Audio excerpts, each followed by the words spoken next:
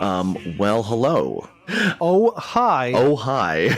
I'm happy to introduce yet again. I think it's only been 2 episodes now, 3 technically, since I've had Chris Jobs Andersons from Eastern Border on this podcast. This is the fastest turnaround I've ever had with a guest, but I'm happy to be making this a joint episode, so people are going to be hearing this conversation that we're about to have on both feeds here. But a lot's been going on in Ukraine in regards to Ukraine. And honestly, we're going to be going in terms of like current events. We're going to be talking about something that kind of inspired me to try to have this conversation with you. It's kind of old news in terms of current events, but it kind of prompted some thinking on my end about assassinations, both in history, but also in the present, because there seems to be a lot going on these days. I just wanted to throw that out there first, but there's been some big news going on your end. I mean, I've been listening to your show. I listened to the last couple. I started to listen to the episode you put out today, like I was saying earlier, and off mic. But yeah, it seems like there's a lot of good news coming from your neck of the woods. Well, good for Ukraine, but Sure. Quite bad if you think about in the long run, because Right. I believe that we're going to have a period of a lot of uncertainty. Mm-hmm. Sorry, my nose is a bit closed because, dear listeners, I just haven't properly slept. I've been working since I don't know how many days now in a row, barely sleeping. So it is what it is. Indeed. Yeah. But currently today was the first day when a lot of pro-war people got really angry at Putin because during all of this fiasco with the Ukrainian counterattack, which is, no one expected that would happen, but it did. But then, on the same day as that happened, they had a festival in Moscow, the city festival, basically, for the 10th anniversary of the city. Mm. And that happened on the same day when people are losing, people are dying. And yeah, a lot of people, who have bought into Putin's propaganda, they truly believe that this is the end, that this is horrible, and that the evil Nazis are coming. And they also were looking at why did their side lose, and it turns out they have no equipment, they have a lot of issues, and a lot of corruption. And then government says they don't have funding for their winter clothing, yet it shoots up 25,000 things for Moscow celebration. Wow. Oh, and then things went wild because the pain of the Girkins and all those, Dugin's buddies, basically, they were in pain for, losing. It turns out that pure bravery is not enough on the battlefield. You also need some discipline and equipment. And then this happened, and today was like the first day ever when someone who wasn't on, as they would call it in Russia, the liberal side, actually criticized him. Ramzan Kadyrov, of all people, today criticized Putin. Remind me and my listeners who don't know who that is. The Chechen mad dictator. Right. Oh, the mad lad. Yeah. Yeah. The guy who's probably one of the worst leaders in that neck of the woods. Yeah. Yeah. Or in general. I mean, maybe. You made a very good case for why he's not only just awful, but he's an idiot. Just a literal idiot. So, yeah. No. I'm not using that as a swear word. Right. That's literally describing him the best way I can. Yeah. So he came out against Putin on this then. Yeah, everyone thinks he did because there was a lot of dawn and he yelled at the government and said things about Putin. But to be honest, I would have to listen to that 9 times to specifically understand. But the commentator said he went against Putin, yes. Yeah, I mean, I'm very curious, like, how this is going to shake out internally in Russia. You were talking about, this was yesterday's episode, and maybe there is more information now, but it sounds like things are relatively quiet. We don't really know how this is affecting Russia internally, right? Like, at least at the upper levels, right? No, Putin even decided to he had a scheduled meeting about the situation of the war today with his generals, and he just canceled it. Whoa. And Putin himself has said nothing publicly. Interesting. I just had a thought, and this is, pure speculation, but, this is how my brain works. It just goes into narrative mode, and I'm just thinking, is he afraid to speak to his generals? Does he think that there's a likelihood that they might just turn on him, like, in a very meaningful way if he even sees them? Well, that is one of the theories about why everything went so smoothly by actual Ukrainian commentators, mind you. Right. That this actually could have been an actual setup as well. Sure. Oh, they were trying to set him up to have the meeting with him. No, set up the whole loss. Oh. Like everyone was wondering, well, sure, there's a lot of, like we spoke last time, Yes. about the corruption Russian army. Everyone knew it was corrupt, but no one, not even me, could imagine it was to such a level. I mean, maybe this whole level of corruption was done a bit intentionally to do this. I mean, who knows? At this point, any theories are valid because I've spent past 60 hours working on this matter, and this, ladies and gentlemen, is how I kind of rewind from my journalism work and podcasting. I come and make more podcasts. So yeah. It's a good way to sort of like summarize everything that's been going on, because it is nonstop. I mean, we joke a lot and complain a lot in the United States, at least, about the quote unquote 24-hour news cycle. But I think when you're talking about an actual war, it is 24 hours. I mean, something can change from 1 minute to the next. I know it's an obvious statement, but I mean, I think a lot of people forget that. Like, yeah, our 24-hour news cycle that has nothing to do with war is kind of silly, but when you're in it, you know, like you are, you have to be basically, you have to defy sleep. It sounds like a lot of the time. I have power naps about an hour long in the middle of the day, basically. Also, about the 24 hours news cycle, I was up and I just spotted moments when Americans started waking up. And at that point, when someone tweeted at me the Washington Post article about the Ukrainian achievements, that article was already old. It was like, yeah, they did this, but a couple of hours ago. Now it's different. Well, yeah, and I was just seeing, like, I don't even know how I got to Newsweek, but I was looking at Newsweek, and I was just seeing headlines and stories, and I read a few of them, and there was one that sounded more relevant to what you were talking about in terms of the victory that occurred.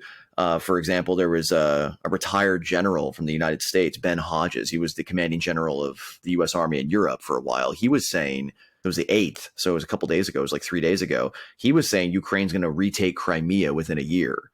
And I was just thinking, that just seems like it's, you know, something that would only be speculated if like a major victory had occurred. And the major victory, as far as I know, hadn't even occurred yet, or it hadn't been made clear yet. And he was already saying that. So it just feels like he was making a prognostication that just before more information came to kind of confirm that level of optimism, if you know what I mean.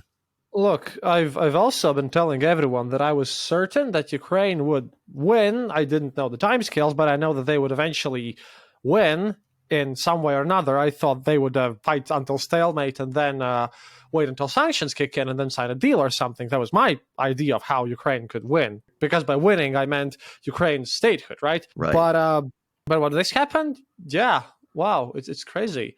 There was an interesting thing that I forgot to mention, a saying from one of the analysts on my podcast today. It was that, well, if you build a society around lies, when all your guys in your cabinet lie to each other about their victories, achievements, everything, when everything is built about lies, why would you think that your army and your army's capabilities would be any different? Right. And also the fact that I think what hurt Putin the most was literally the fact that the guys on the ground can read the news too. Yeah. Because they're fighting, and sure, we'll get to their ideals for which they're fighting. I know we're getting there. Right. But you're fighting for something and you're believing in it. Then you're promised that if in case something bad happens to you, your family will be taken care of. And then turns out, nope, that's a lie as well.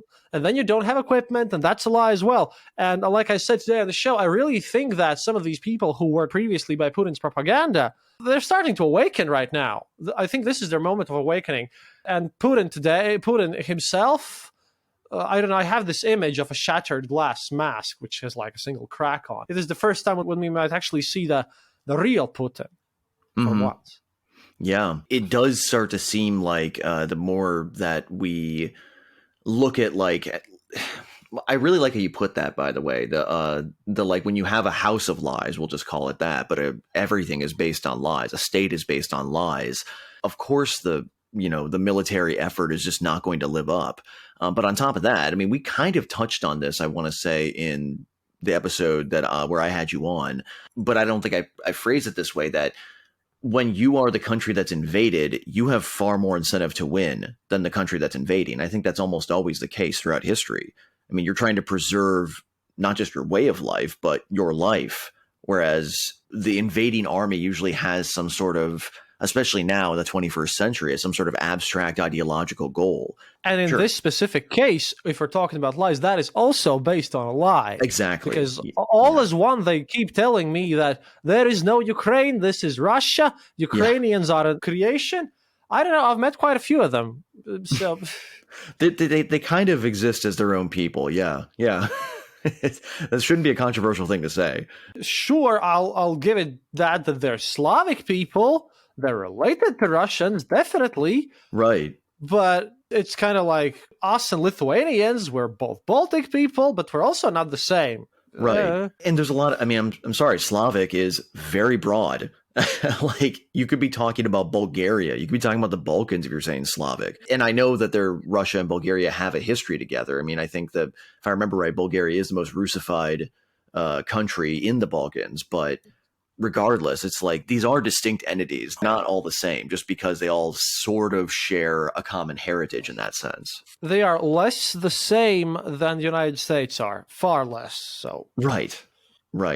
Yeah, or it's like the United States, yes, we have a heritage to Great Britain and at this point a lot of other countries all over the world, but we do tend to kind of have and we talked about this when you had me on your show, the American identity is still pretty fixed in a lot of ways. We're all very similar despite being from very different backgrounds and there being very different values all over the country. I mean, that's sort of, that difference is what unites us in a lot of ways. I know that's cheesy. A lot of people don't want to hear that in America, but it is true.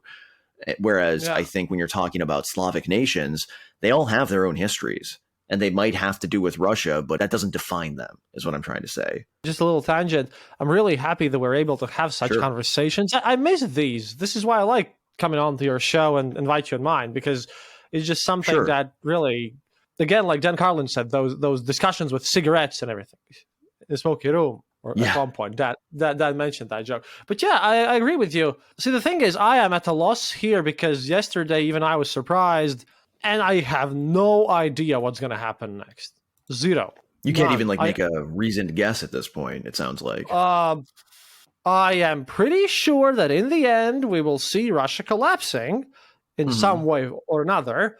But that's the big picture thing that could take a year or two after the whole thing ends. But when I'll go to sleep after this, I have no clue to what I'll awaken in the news. I checked on some things, which I'm pretty sure will not happen, but nuclear war is out of the picture. Don't worry about that. Right. Because the nuclear guys, they're smart fellas who are, let's just say, Putin might want to do a nuclear war. Those guys won't let him. Interesting. Okay. Because I was thinking, like, again, it's where my brain goes, but there was this ominous cloud that have formed in my mind when you were talking on your, not this most recent episode, but the one from yesterday, about how things have just been kind of quiet. Or no, that was today. And I was just thinking that, so that was when you released today, and things are quiet after this defeat, after this disruption of the supply lines. And I was just thinking, is there like a quiet withdrawal of Russian troops going on because Putin's about to unleash nuclear Armageddon? Like, I mean, on Ukraine specifically? I mean, that was where my worst case scenario mindset went. But comrade, this is why he can't unleash nuclear holocaust, because he's literally told everyone that they're actually just Russians, but fooled, brainwashed by the West, but they're actually Russians and it's all Russia. Mm-hmm. See, he's portraying this war in the sense that if he would launch nukes on Kiev, then all those pro-war guys who are already starting to doubt him and hate him, then at that point he would just get massacred. Oh, from the inside, for sure. Yeah. I'm blaming you for this, but I'm now I have not been looking at Putin when I think about the ongoing war. I'm not thinking of him as a rational actor anymore. I mean, you've pretty much convinced me, and I hope a lot of other people, that he is very clearly not a rational actor anymore. And when I think in those terms, I just think, well, what's the worst thing that can happen? And that's what he's going to do. I think that's why my brain just went to, oh, he's pulling back troops so he can just say, screw it, I'm going to nuke them at this point. Look, one of the weirdest theories that I've heard is the fact that he actually tried to do that already, but was stopped. So that's why you don't hear anything about them. Okay, we don't have any confirmation that this happened, but we've been hearing about it, like theories, you said? That's one of those rumors that I've heard. I hear a lot of rumors. Some of them are actually more or less valid. Some of them are, well, bullocks, but they exist. Sure. And it's always good, I think, to apply things like the law of parsimony, where you're just like, look, what's the simplest explanation for what's going on? And when you really think about it, especially if you believe as I do, that when you can attribute something to either malice or incompetence, it's almost always a better idea to assume incompetence. It's one of those things that I think a lot of people don't want to think about, like why bad things happen. Most of the time, it has to do with what we call human error. As you well know, I'm sure you studied this throughout history as well. And human error means incompetence. It means not assuming that certain scenarios are going to play out because you are just that deluded or stupid or just didn't think about it. One of our favorite, and this actually kind of like, gives us a nice transition here, but I'm sure you've heard all of the theories behind the assassination of John F. Kennedy here in the United States. It's one of our favorite conspiracy theory pastimes here. And honestly, yeah, I love them. Oh, they're fantastic. Yeah. I mean, and I'm sorry, Oliver Stone's JFK movie, it's complete trash, but it is fun. I mean, the Warren Commission is a very interesting story in and of itself, but there is a book out there, and I'm blanking on the name of it. I wish I didn't. I think it was called The Perfect Bullet or something like that. I'm blanking. I came out in 1992, and it is the most compelling theory that kind of paints over all of the inconsistencies in the mainstream narrative. And that's that a hungover, possibly still drunk Secret Service agent, because all the Secret Service agents that were protecting Kennedy that day had been out partying until 5 a.m, and they were on that parade at like 8 or something like that. It was only a couple hours later. I know that. I don't remember the actual time frame. But when Oswald fired his first shot, that caused the car that the Kennedys were in and the whole motorcade to lurch forward really quick. One of the Secret Service agents was sitting on the car with his rifle in hand. He wasn't being very careful. His finger was probably on the trigger. And when it lurched forward, he accidentally fired and it blew Kennedy's brains out. And then because of the Cold War sort of coloring everything, the United States Secret Service and the government covered it all up. Just because they're like, we can't let Khrushchev, we can't let him, we can't let, the communist East know about this fuck up, because it really was the most epic fuck up in American history, if it's true. I don't know if it's true, obviously, but I choose to believe that story because it is the ultimate expression of incompetence being the motive behind anything bad that happens. And look, we're all used to incompetence. I've noticed this fact when I interview people in every State Department ever or any big business. Everyone complains about how in their, structural unit, everyone is lazy, nothing gets done, you have to go through a ton of paperwork, right? And then, there's useless meetings, all sorts of regular stuff. Then they're kind of like, oh, I wish I was working in that other part, which seems to them is competent. Well, let me tell you, the fact that the tram arrives each morning, for me, that's a small miracle, because, incompetence knows no bounds. It's just a thing. It's human nature. It's a given, it's a constant. Yes.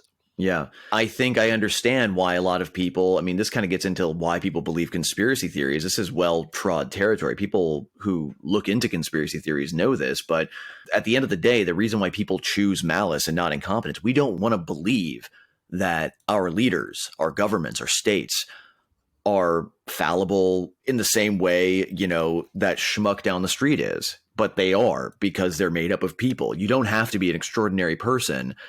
I have spoken to a lot of politicians personally. Sure. And I've been to various meetings. And they're all in person are just normal people. What keeps this mask on? The fact that there's this official protocol all the time. And underneath, there are two types of people: stuck-up bastards and actually decent, normal folks. So. Right. Yeah. The stuck-up bastards, I think that does tend to be overrepresented when it comes to power. That's the part that I wouldn't use the word extraordinary, or even unique, but I do think that is a trait that a lot of people who seek power have, is being stuck up, of being narcissistic. Like, they have to in a lot of ways. But I do think there are decent people who enter into places where they gain power. That is for sure. There's a lot of decent people out there. But unfortunately, at least in the United States, I can't speak for anywhere else, obviously, but in the United States, I feel like there's an overrepresentation more of the narcissist, stuck-up people. I think we reward that kind of trait, at least culturally, in the United States. There's a reason why, someone like, frankly, there's a reason why Donald Trump became president, I think. Or I really think that has a lot to do with it. Yeah, probably. I've noticed that the worst are, at least here, not even the elected officials, Right. but the state clerks that have worked in the service forever. Basically, those super high up clerks. They tend to be that. Not all of them, but that's where this is the most common thing. It is interesting. And like I said, I was trying to awkwardly segue us into talking about, assassination in a sense, because there has been a rash of them. The thing that prompted us to, put this together is something that's now, I think, 2 weeks old, 3 weeks old, is our mutual buddy, Alexander Dugin. His daughter, tragically, because it's always tragic, was blown up in a car. Are there still questions? I mean, where are we with that investigation? Maybe we should jump back and tell this. You can tell the story of what happened, and then you can just sort of fill me in on where we are now with like what we know and what we don't know. Okay, so what happened was that she used to work as a high-level manager, one of the organizers in Prigozhin's troll farm. Daria Dugina is her name. I should mention that. Yes. We call her Dasha. Dasha is the shortened version of it. She was actually very well known for her public statements in more mainstream Russian media public. Well, she was virtually unknown outside of Russia. Meanwhile, I spoke about how much Dugin actually wasn't that well known previously elsewhere. Yeah. And then they went together on a festival of traditional values. Yeah, it was a traditionalist festival. Yeah, like capital T traditionalist is basically his ideology. Yeah. Yeah. And coming back from that, they were supposed to go in Daria's car. Dugin, for still unknown reasons, decided to switch cars at the last moment. Yeah. And then, boom, then she blew up. And then the weirdness started because we have a organization that's taken the blame, which I don't believe exists. Then we have the official Russian version of this lady and her 12-year-old kid that moved to Estonia and followed Daria around in her Mini Cooper. Also, a guy staring at you with a pirate hat from his bushes was also involved. The official version makes no sense. No. Well, I mean, I remember when because we did get that news about the woman. She's Romanian. Am I getting that right? Yes, Romanian, hired by the Ukrainian Special Services. Yes. Yeah, who's now hiding in Estonia.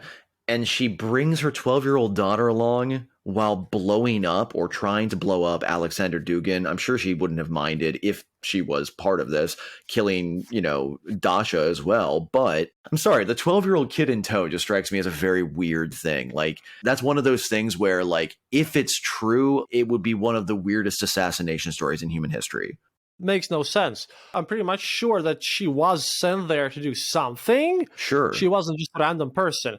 But I highly doubt it was in any way in form related to the assassination. I mentioned my theories because, again, this ties into this whole attitude towards Dugin's followers not being very well loved today, especially today in Russia, and they're not, that fond of Putin as well. I thought personally that this could be a warning shot for Dugin, or some sort of publicity stunt maybe gone wrong.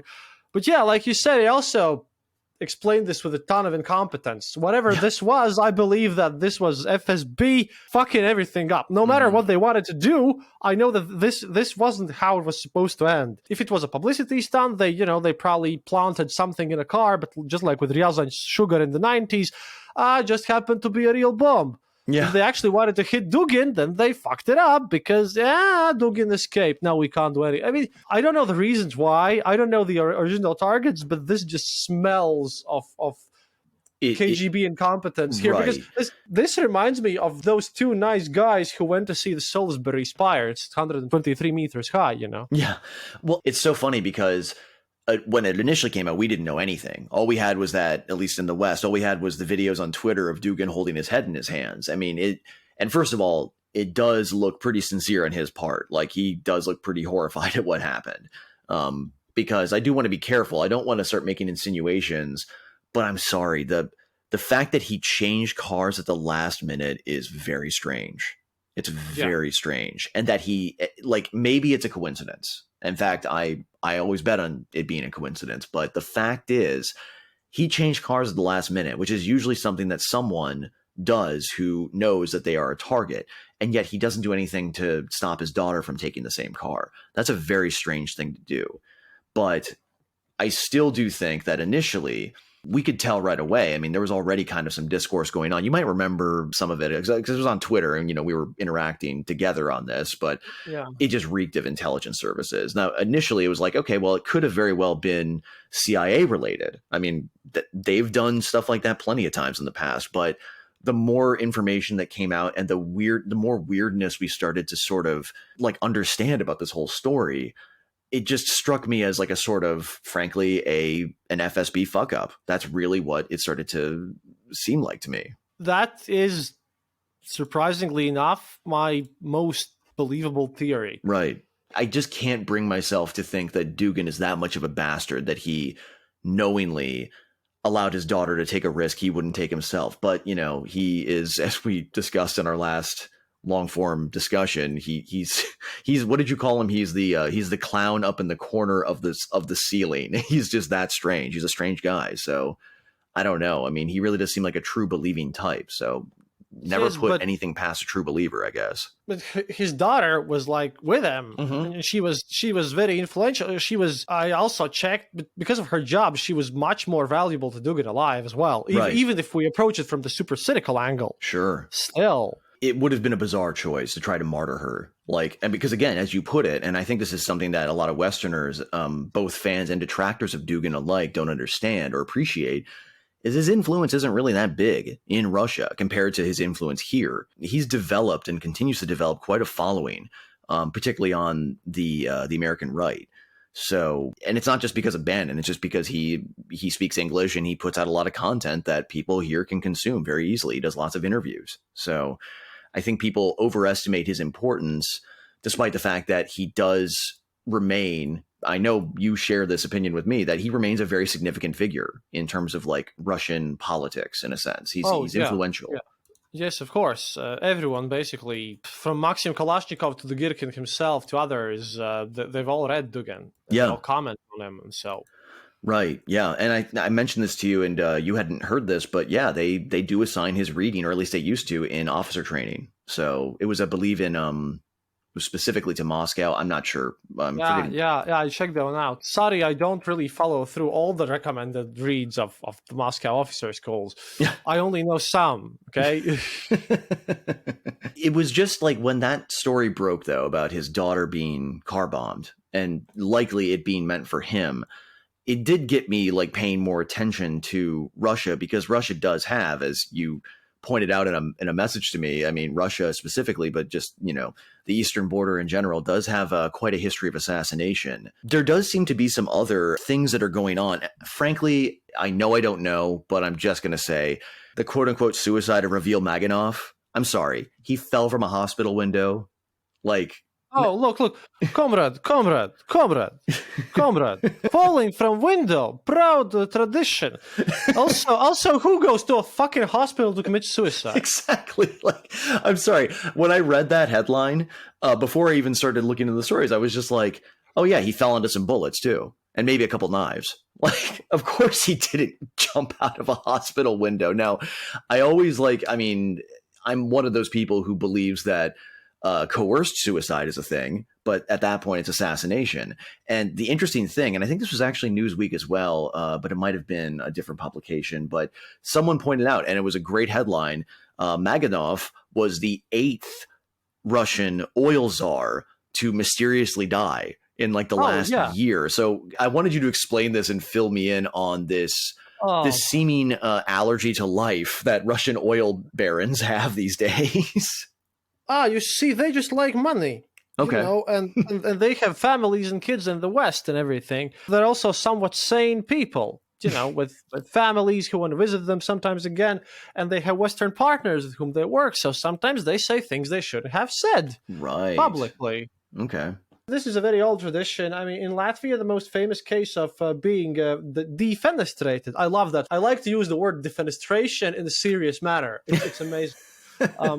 But we had a poet, a young one, 19 years old, super talented kid in the Soviet era, who also got thrown out a window, yeah, by the KGB. So, but this just shows that if KGB wants to kill someone, they do it this blatantly. They don't go around like, I don't know, CIA or Stasi or MI6 with poison needles or secret gadget. No, they'll just walk up to you and bash you in with a hammer. When they try to do complicated stuff, then, then they get found out. I mean, the more complicated it gets, the more things can go wrong. I mean, I understand the logic. It's perverse, but I get it. And I just listened to, I think it was a 4-part series that those guys that Dan Carlin recently had on his addendum show, but they had him, the Rest is History guys. I can't recommend their podcast enough. It's a very good show. Surprised I didn't even know about it until Carlin was talking about, because I'm a big fan of one of the hosts, Tom Holland, whose book on Christianity Dominion is just a must read for anybody interested in that. But they did a 4-part series on the fall of the Soviet Union, then the rise of Yeltsin, and then the rise of Putin. That sort of gives a really nice sort of overall about 2-hour summary of how we got to where we are, how rather the Russians got to where they are. And the impression I got from what they were talking about is that Putin and the oil guys, the aristocrats, what is the term? Just the rich guys in Russia. The oligarchs, that's the word. Thank you. They weren't always very fond of each other. I don't even know if they became fond of each other. I mean, could you fill me in on that? Well, see, everyone knows about Gazprom and Rosneft and the big companies, but there were smaller ones as well. In a lot of these cases, these oil companies, how did they end up with this oil? This comes into privatization. Right. Back in the 90s, just like in all other days, when anything gets privatized, that is turned from a national property to a public one, the government basically calculated all together all the value of all the properties you wanted to, share out to people, and gave each one a kind of a voucher, basically. At that time, those vouchers were selling on the market for 1/10 their face value, because people were starving and stuff. So a lot of abuse happened there. But people who were in the know, they could go and with these vouchers just get stuff. So for the most part, they all come from the organized crime scene. Definitely, all of them, and they had to cheat through tenders. Every last one of those old oligarchs has some connections to organized crime. Otherwise, he wouldn't have survived the 90s, because the other guy with ties to organized crime would have shot him. So, I mean, the cleanest of them all is Khodorkovsky, who's sat 10 years in prison because Putin put him there. Putin put him in prison? Okay, so it is safe to say then that there already was some tension between the oligarchs and Putin, namely the oil guys. But you pointed out, though, that they pretty much made it clear through things they said, especially vis-a-vis the war in Ukraine, that they were not team players, to put it bluntly.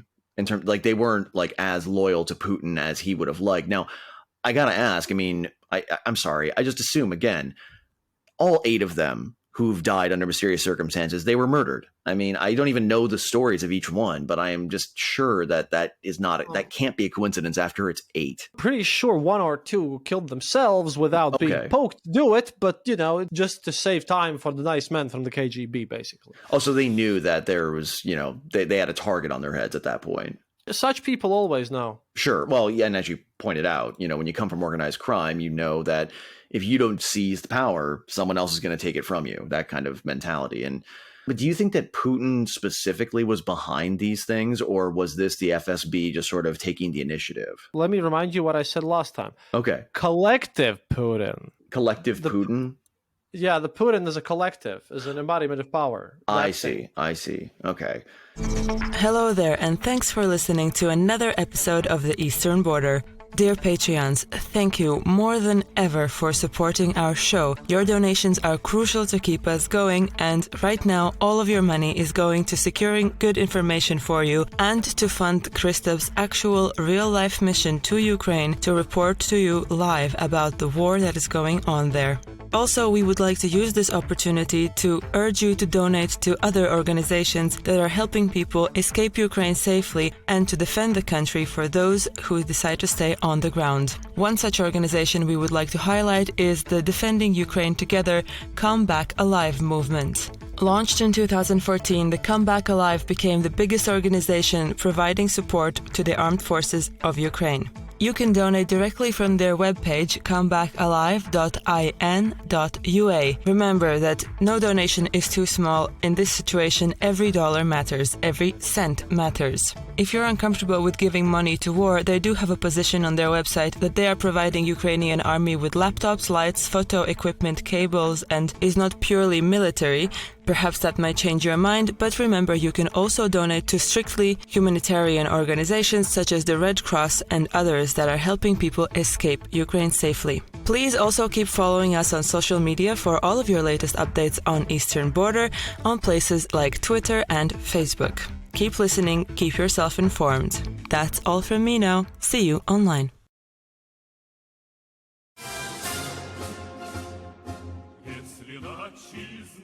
When a country, especially a really powerful one like Russia, sees so much assassination within it, it reeks of weakness, of like internal weakness, instability. I remember especially after the assassination of Dasha Dugina, but also these Russian oil oligarchs, I was just like thinking to myself, Chris Jobs is right. Like, this is a nation not long for this world. I mean, because usually you start to see things falling apart through things like assassination. Now, sometimes you can walk back from that, but you made enough of a case to me that that's not the case with Russia. They really only have one way out of this, and that's to essentially not be Russia recognizably, at least anymore. Again, this is the same thing that I told you about, all this structure based on lies and everything. Yeah. This is the same situation there, because the Kremlin's towers have been fighting amongst each other all the time, even during Soviet era. The KGB played their games versus the party, versus the army, all those power structures. They always were fighting in a real sense. And now it's moved to more Western-oriented wing, Western in the sense that they would like to visit the EU and enjoy the benefits of all the good stuff. Right. That is. And then there's the more radical wing. It's all like that. And Putin was, the central fragment of everything, so to speak. But I think the shattering is what's going to happen here, because I do not know what he could possibly do, because Putin is super averse of admitting that he's been wrong about something. Right. He's never actually really fired anyone who's fucked up on the job. They've always been moved to, sometimes they get moved to be ambassadors to Maldives, for example, or something like that, somewhere that's nice but out of way. Well, it's sort of like the old, czarist way of exiling people in a way. There's just no gulags anymore, at least not in the sense that they existed back then. So yeah, that makes sense. I think back on like your technically still ongoing, one day we'll get more of them, Man of Steel series about Stalin. I mean, this seems to just be sort of a post-czarist tradition of just gamesmanship going on behind the scenes and corruption. It just seems like that's just been a feature of Russia for over 100 years now. I mean, am I off in that? No, that is a feature, because again, the Russian elites, because I have a lot of half-made episodes, but in Russian elites, traditionally, it's always been considered faux pas and bad taste to be Russian. Because you see, rich Americans, they still, they will openly, proudly wear American-made stuff, right? Of course. Well, Russian guys will not. They won't wear Russian-made stuff or American-made stuff? Yeah. Russian-made stuff. I see. Because that comes from the old days of the serfs, when, serfs live out there in the village and they do their jobs with their pomeshchik, which is their manager. The big owner, important guy, lives in Moscow. He doesn't even have to stare at them. Why would he? Yeah. I do wonder if maybe like this feature that we're talking about is sort of an inevitability, at least in it's short-term, long-term. It's hard to really delineate between the two, but it may be as just a feature of post-serfdom cultures. Europe hasn't been a serfdom, like a proper serfdom, for hundreds of years, whereas Russia was a serfdom only, 150 years ago? Wasn't that long ago? I was in Russia back then. Well, my country was. Yeah. So it was 1848 for us, 1868 for others. Right. And you were all subjugated as serfs, basically, right? Depending on, there were, of course, some free people. Serfs were a special class of people. It wasn't a race of people. It was basically all the farmers and everything. But yeah, serfs were like more industrialized slavery in a way. You can only control a whole village, but then again, you don't go out there and rape them personally. You tell your manager to pick up some pretty ladies to bring to you, and then you kind of let them go back. It is served. It's slavery with extra steps, basically. Exactly. Yeah. America has experimented with feudalism before. People aren't really as aware of that as they should be. I mean, look, obviously, I'm just explaining this because those serfs, they all spoke Russian or their own native languages. But up until the very collapse of the Russian Empire, everyone in the higher society spoke only French in public. No kidding. Yeah. Well, I guess that kind of tracks with the sort of Baltic German nobility as well, even though those were ethnic Germans though, right? The Baltic German nobility. Yeah, and this is what I find super funny in modern day Russia's extra super, we're number one association, because this is something that they're channeling that truly was never there before. Right. The noble classes treated your average Russian like a piece of property. And that's the thing. It wasn't the other from some other part of the world that was dragged there. No, it was, you could basically born next door to him.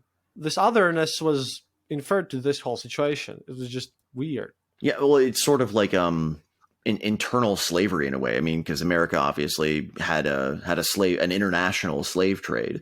But like you said, in Russia, at least in the empire, they didn't do that. They just just used their own subjects in that sense. No one would have ever thought of thinking even about. It's only later on, very late, when some people start doing something in Russian and they're looked at total weirdos. Like this is why Russian literature starts so late. This is why, for example, Lomonosov, one of the most brilliant Russian scientists, was stared at as a complete freak and a weirdo because he decided to write his papers in actual Russian, which was a big no-no back then. And that's so funny that he was looked at as a weirdo in that sense. I mean, I feel like that's something I can't say, but that sounds like very familiar to me, that I know what I'm thinking of. It kind of reminds me of how, I mean, granted, it was more of a system in place rather than like a social moray, but it's sort of like how Christianity didn't exist outside of Latin for a very long time. And then, Martin Luther comes along and says, hey, why don't we write this in like everyday, well, in his case, German, that people can understand. And I'm just wondering, maybe that tracks. I'm not sure with what you're saying, but I'm wondering if what we're talking about here is just Russia going through a normal developmental stage in terms of like a society. You know what I mean? Maybe not. I really wish they would get an actual proper, like real democracy for once. Right. Maybe that would be nice. Yeah. It's one of those things where I could see that happening more than I could see it happening in China, for example. We talked about this. I don't think China is capable of becoming a democracy, just culturally speaking. They just don't have that as a social value. But there does seem to be, at least in some cases, I would imagine there's a thirst for democratic ideals within Russia. I mean, maybe not in the majority. I don't know. I mean, what would you say? Is there much of a cultural, social thirst for something like democratic values?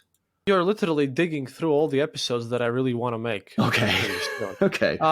Now we're talking about the Russian liberals, and they're their own beast, because those are the people who, just like the elites of the olden days, had always stared down at their compatriots. They tend to be the arrogant types. Let's just say that. Sure. There's a reason why no one really likes them in Russia, including other liberals, by the way. Mm-hmm. They have managed, through their arrogance and through their weird attitude towards everything, even the West and everything, they've managed to basically alienate even me at this point. Some of them just act quite oblivious about other people's lives, and if you disagree with them, then you're instantly a super dumb person. Yeah. And this might sound like a smug American to you, but this is a bit worse even. I was going to say, this is really reminding me of, what I would, in the American context, what I would say is wrong with American progressives is exactly what you're describing there. Russian liberals most of them went to colleges abroad, right? Right. So they use this liberalism to basically show off their good education abroad and show how better they are than everyone else. I was going to say, believe it or not, I don't think typical people don't respond well to being talked down to like that. Oh, you don't say. I know. Yeah. It's kind of crazy. I think that, what you're describing feels very universal to me. People, at least, maybe it's a Western thing, or a European thing, but I think it's universal that, like, being talked down to from an upper class person. It's one of those things that just makes me think of the French Revolution, and I'm just thinking, you guys kind of had that coming. I mean, I know that it's overplayed, but let them eat cake is a great metaphor for what we're talking about here. And that's that it's out of touch bourgeois people who... Legal disclaimer, please do not offend Marie Antoinette. She actually never said that. Exactly. Thing. Yeah. I knew it's a cliche because it's overplayed and not even true. So yeah, it's but yeah, like that attitude is a very damaging one. And I would actually argue that makes it even less likely. And maybe this is what you're saying. I don't want to steal your thunder here, but that makes it even less likely that someone would even entertain the idea of being democratic if that's the baggage that comes along with it. It's definitely kept me from I mean, that's like one of the main reasons I'll never identify as a progressive in America, because it's like I just can't get over the gall that someone would have to tell me what it means to be a good and righteous person. I mean, there's a lot of baggage there in general that's personal, obviously, but I think that that's just bad politics. Yeah, definitely. Yeah. Because this is the same thing as with slacktivism these days. Yes. Some tragedy happens somewhere on the other side of the planet, and those are the guys who are the first to put on their Facebook. Yeah, the people who, put up Ukrainian flags in their profile photo, but they have no connection to Ukraine or the conflict in any way, shape, or form. And they don't do anything about it either. They don't even follow the news. They just do it to show solidarity, and they think that's enough. Well, yeah, if you want to do something, then, well, do, maybe. But this also makes the people actually do stuff, right? Yeah. It makes them look bad. Right. It taints the image. It basically makes because what we're talking about here, like the slacktivists, they're virtue signaling. They're virtue signaling, frankly. Oh, that's the word. Yeah, the virtue signaling of just putting up a Ukrainian flag in your profile. Like what that does is it gives ammo to the cynics, and I'll cop to it. I'm a cynic. I mean, I'm very cynical about this sort of thing, but I agree with you that when enough people just start doing that and nothing else, it kind of makes anyone who does want to do something and then does do something, donates, for example, to a cause that helps the Ukrainian people, the refugees, it just makes them look like a virtue signaler as well. I mean, the only answer to that is just don't pay attention to what people on the internet are doing, of course. Just if you want to donate, donate. Do it, but just don't talk about it. Just do it and be glad that you're helping. But that's not how social media works anymore. But if you wanna be a social signaler that actually does some useful things, okay, donate to NAFO, get a nice little fell avatar. Yeah, that's good, and you will also be very useful in the sense that, well, we do need people that go out there and troll Russians, because the pro-Russian folks, they're often stuck in a bubble, and then if there are no negative comments on their posts, then a lot of people might think they may be true or something. They might respond to your criticism or your derision with their own derision and criticism, but it does, like you said, lets them know that they are not in a bubble, that they can't just say what they want without any pushback. I mean, I understand the logic there for sure. The thing though that to jump back to this theme of internal assassination, or the internal meaning of assassination, rather, it does kind of feel weird, though, when you see something like what happened to Prime Minister Abe, or former Prime Minister Abe, over in Japan. But because that was a very strange outlier. As far as I know, Japan does not have internal problems like the way Russia does, obviously. But interesting that we see so much assassination in Russia, but we're also seeing it and the attempts of it here in America, but also in Japan. I mean, the funny thing is, when I was looking into the Abe assassination just to get some sense of what it was, it gave me a sort of crash course in Japanese politics, which I realized I know nothing about.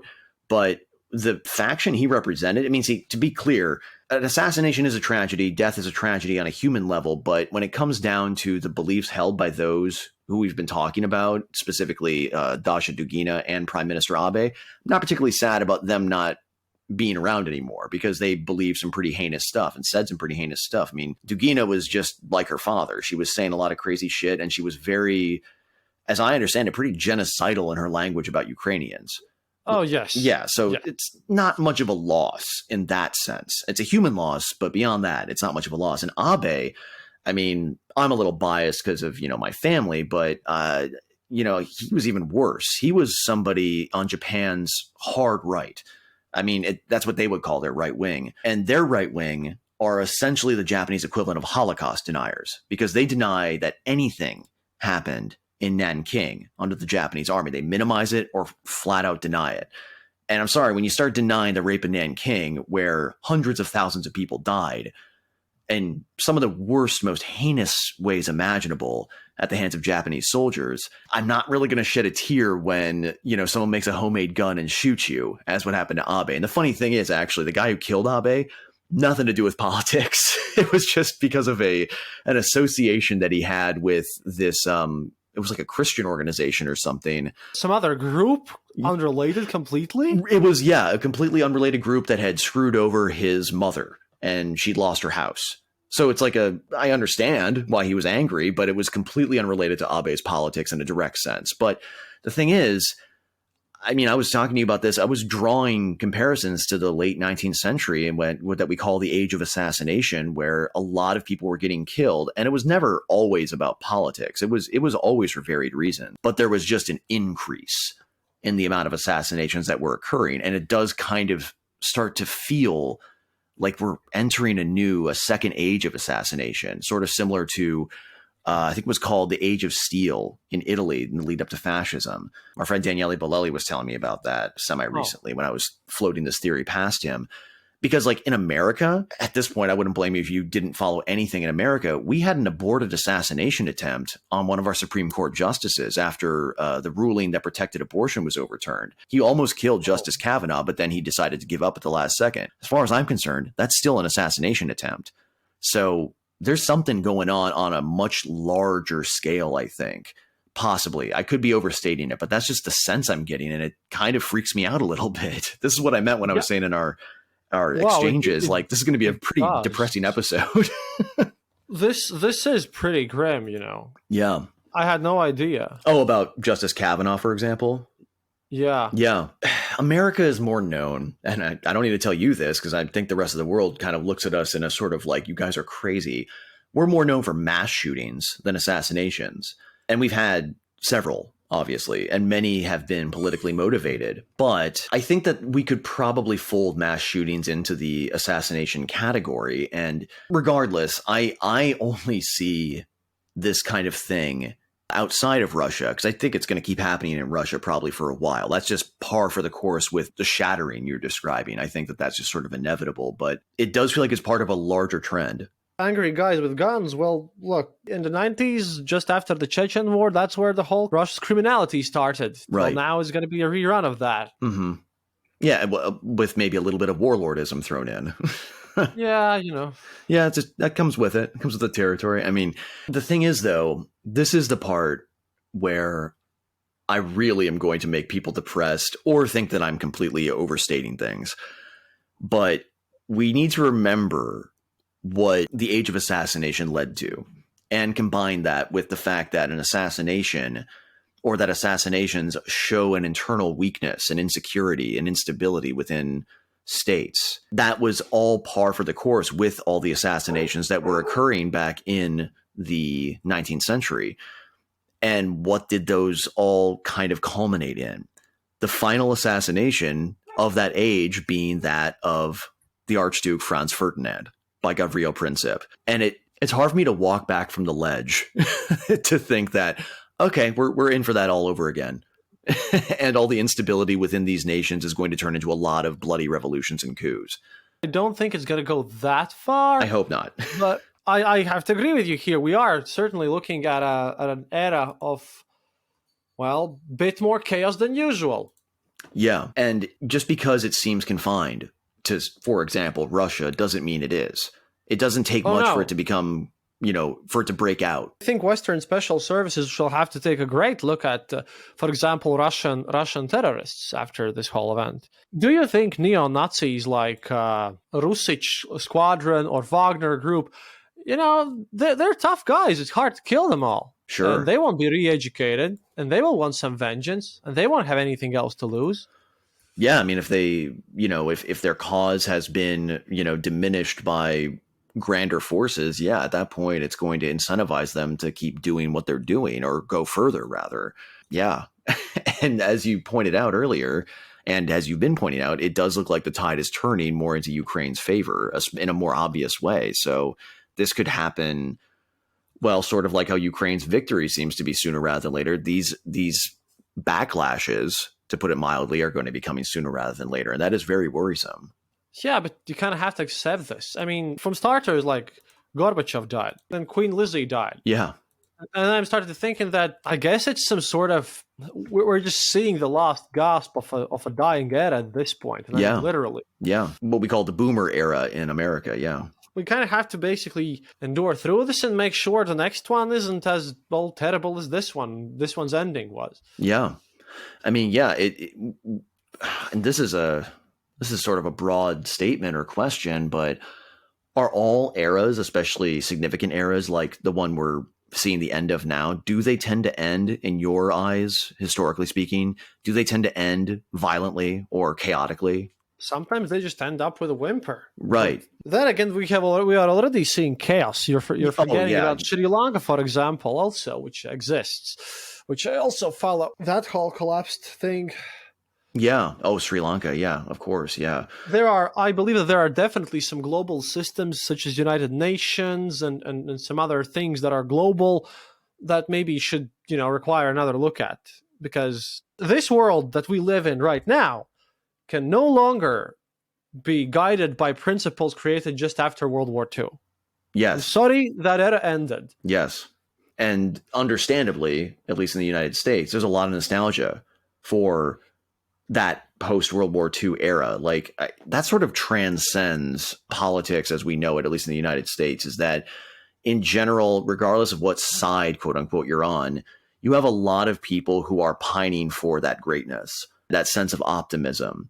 And you hear it a lot from the American right, but I think there's a lot of nostalgia and optimism surrounding the sort of beginning of the downfall of that optimism of the 1960s on the left. And I think that generally the problem is, as you put it, we need to leave that all behind. We're 60 years on from the 1960s. We're going on 100 years, almost 80 years from the end of World War II. Like, these are things that just don't really apply anymore. And it's not just because of technology. I think that there's a lot deeper changes going on, especially on a global scale, not just in America.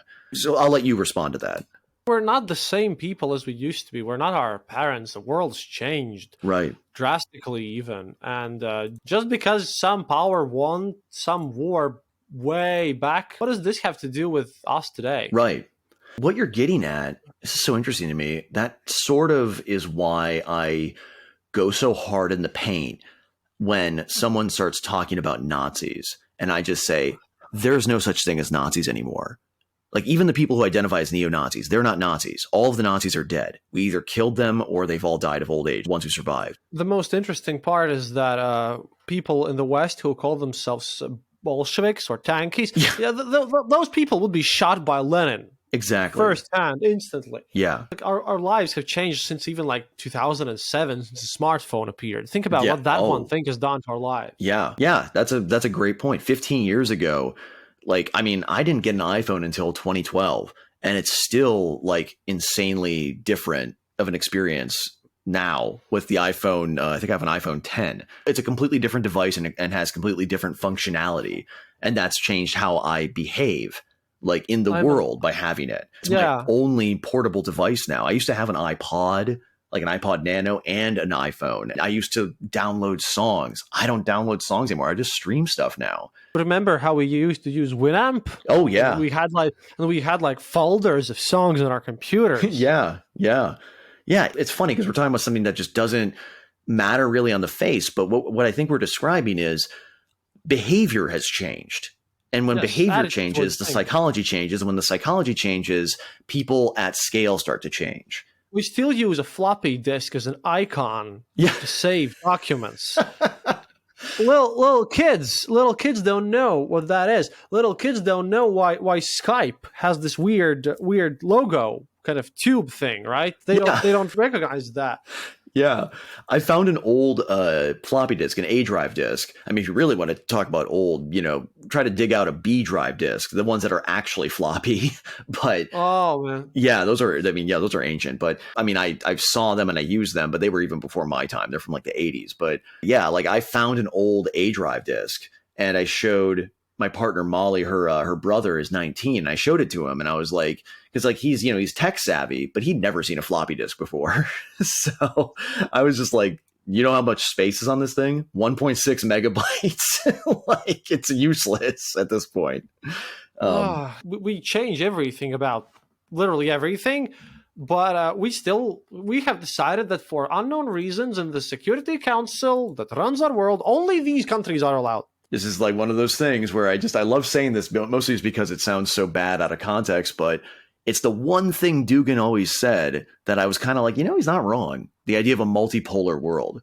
I mean, I don't think his premise is necessarily correct that it's a unipolar world. I think we very clearly have a lot of major powers. Like you said, the Security Council is pretty limited in scope, but, a multipolar world is not necessarily a bad thing because it does give voice to, places that haven't gotten their due. I would like to go in further a bit. When I say multipolar, I don't mean states. I mean people. Right. You don't really need a state these days. You need it for sentimental reasons and to not get shot. And you basically, states these days are like on a shopping list. Your ethnicity and state is already mixed up in the West completely.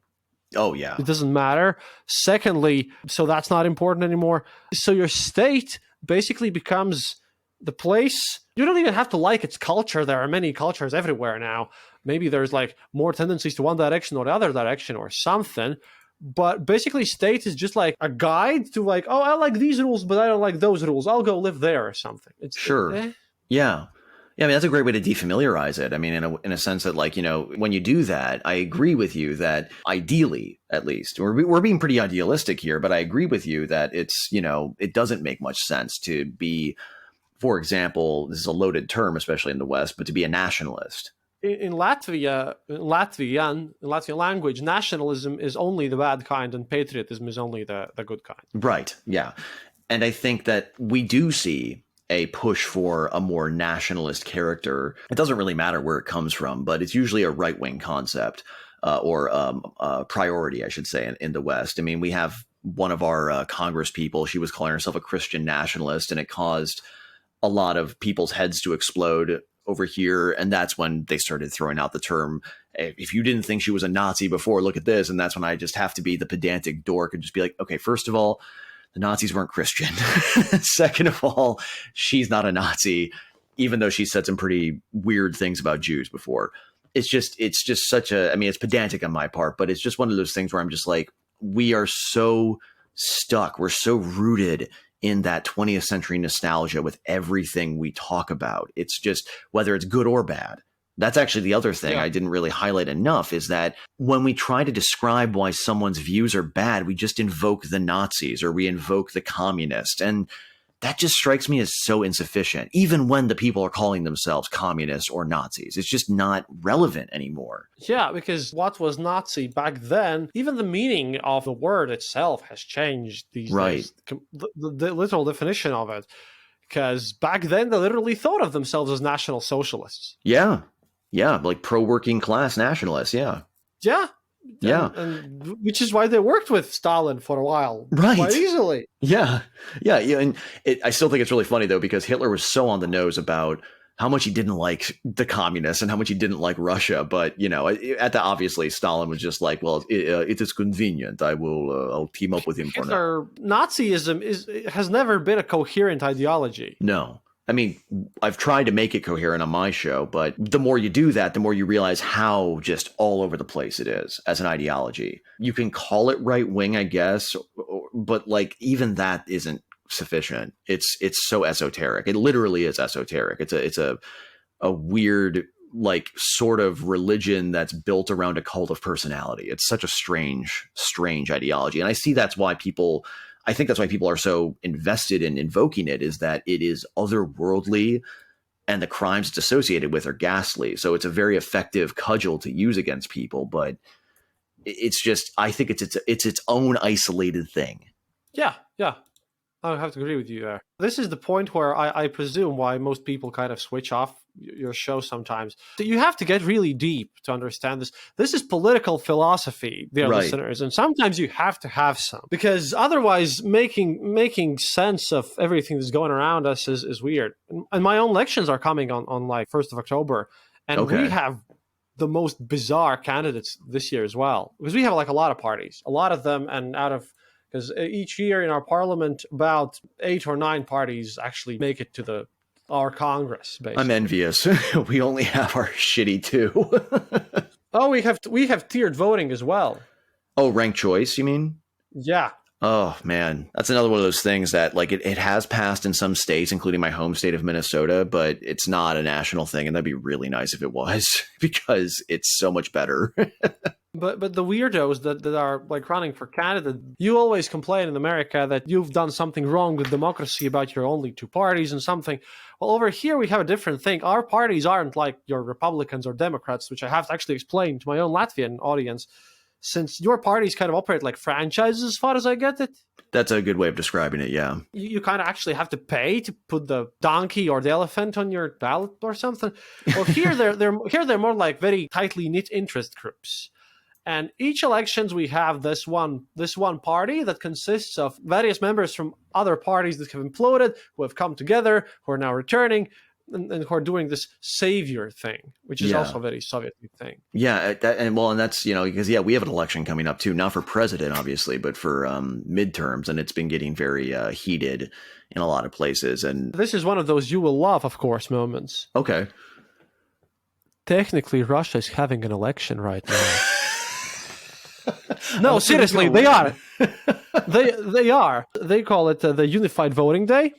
And this is the election where, like, in this, to make it easier to cheat, it's now going on for 3 days because electronic votes are also allowed. It's always super fun. And they are now electing the governors of various regions and municipal councils in various cities. I just love. I'm just going to call it Russian, but I just love that sort of like Russian euphemistic way of talking about politics. Unified election.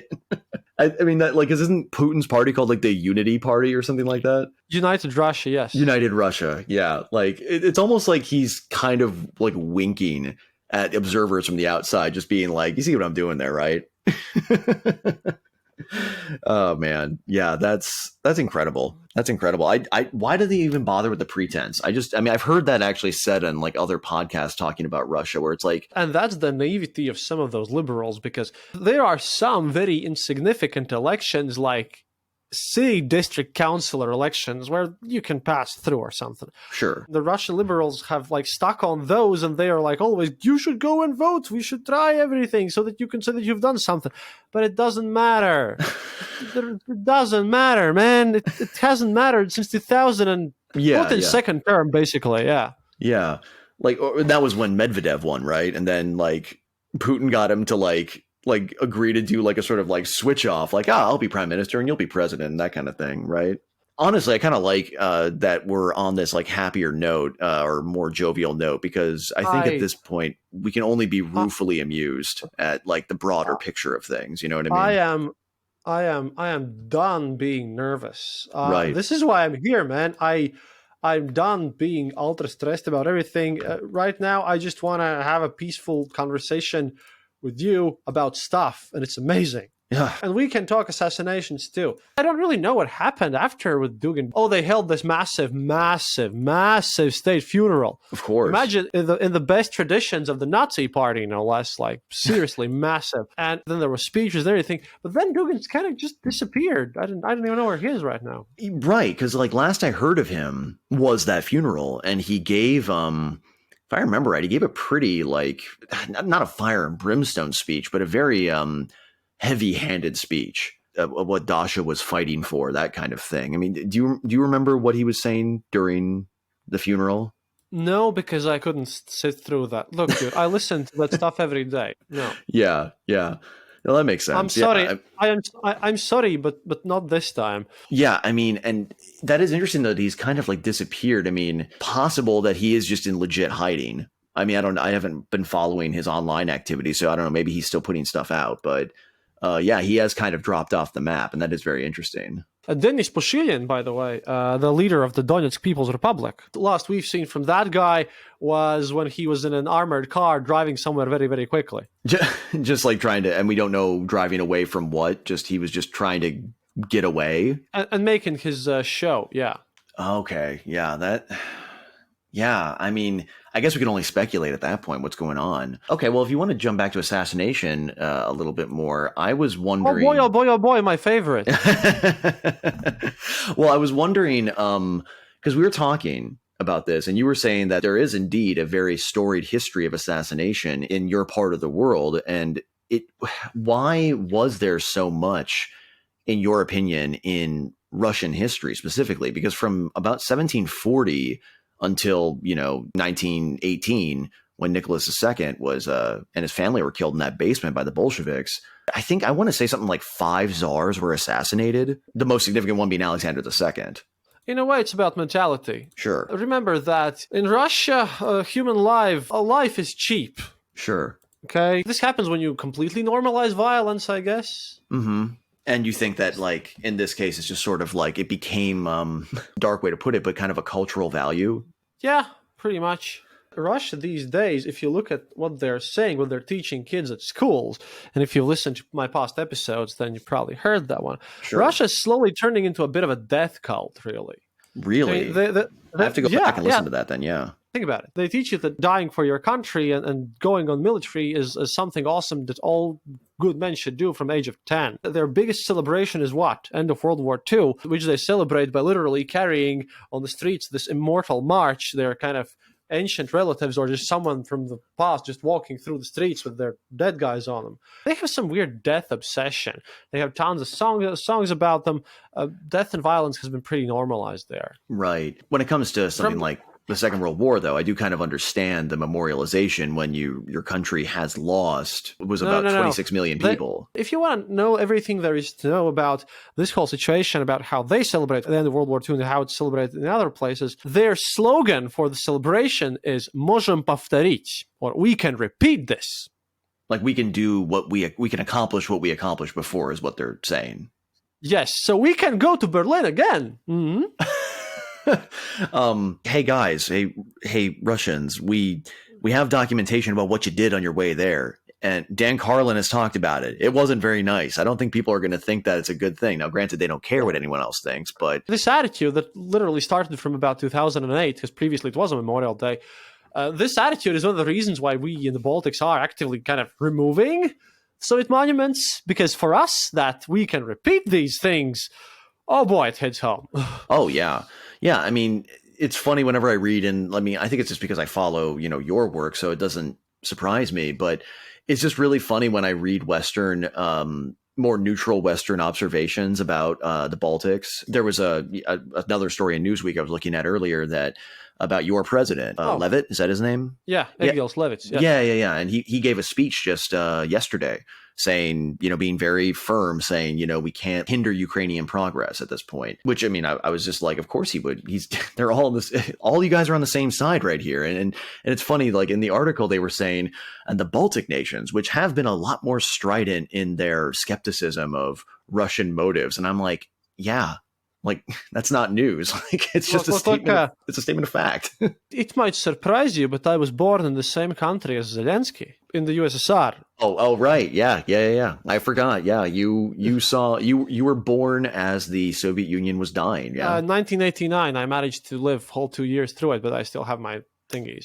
But yeah, there's the thing. Yeah. We used to be the same country. We used to be oppressed the same way. I can go to Moldova and there are people whom I can talk to and they know this stuff. It's just kind of weird. It really was a huge country that did fall apart after all. It's funny because I think in the West especially, a lot of people have trouble understanding that just because the Soviet Union fell doesn't mean that it like became a stable democracy, especially, or just a stable country. I'm really curious what the average American who is paying attention to what's going on, but not like fervently or doesn't understand the history, like what they think happened between the fall of the Berlin Wall and the rise of Putin. Like I'm very curious what the average person thinks. I don't think it's connected to reality. If you're listening to this show, please do send in your responses to Alex. I will not spoil anything at all. Yeah, I do want to know like what they think. Yeah, so please do send me an email, historyimpossible@gmail.com. Please tell me what you think. But I think also if they're listening, they probably are at least more aware than the average person. Okay, how about this? If any of you listening know anybody who's just a sort of average person, like in your family or friends who just has a less than ideal knowledge of... Oh no, why? In this episode, Alexander states loudly, "Hey guys, does anyone of you know any normal people?" That's another good point. Oh yeah, I mean, and I don't blame someone who didn't live or experience, like for example, what you experienced, or anybody that who was in a former Soviet country experience, but it just seems to me that it would do people a lot of good to have a sense of perspective on like what happens when like an empire falls apart, and how it's almost inevitable that a criminal element is going to take over. For a while, yeah, definitely. I mean, it's happened so many other times with smaller countries, but... Criminal element also takes over after very kind of failed wars, when there are people who are traumatized, can't get jobs, but they really, really know how to use a gun well. Yeah, you might as well make use of it if you have one, yeah. I mean, I guess it's cynical, but it's just sort of like, that's what Russia's in for the next, like, however many decades, it sounds like, right? Yes, our conversation should be named Cynical Sunday Talks, Cynical Sunday Talk. Well, I think I'm going to wrap this up because I want to let you get some sleep. Sure. Is there anything else you wanted to highlight? What's important now these days? Right now, I think it's important if someone in the West that is trying to comment on this war, who's not me or Alexander, because you know how we do these things, if someone is going to give you a nice little list of bullet points of exactly what's going to happen, no. I highly doubt this is possible. Right now, any predictions made, 99% fail. Unless they know how to be a fly, like transform into a fly and land on Putin's wall. Yeah, we don't know. And I'm getting a lot of questions these days. Obviously, a lot of people ask me a lot of questions. And I've reached the point where I have to honestly state, sorry, no idea. Because honestly, no idea. And that's okay. You don't have to know at all times. I mean, people, when they expect to, that's a compliment. That is an amazing compliment for people to be asking you, hey, Chris Chops, tell me what's happening. I need to know.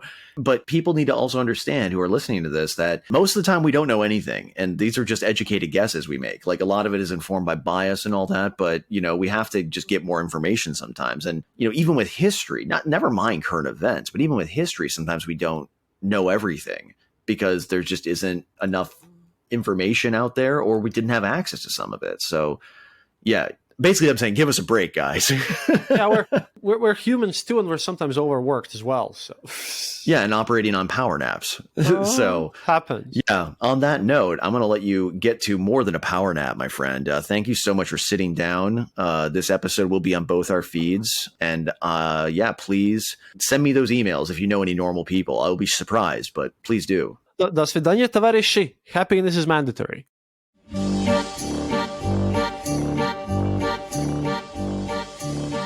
Thank you for listening to the Eastern Border Show. If you have any questions or comments, go to our website, theeasternborder.lv, and leave a comment there. Or email us at theeasternborder@gmail.com. We'll be sure to answer. You can also follow us on social media and contact us there.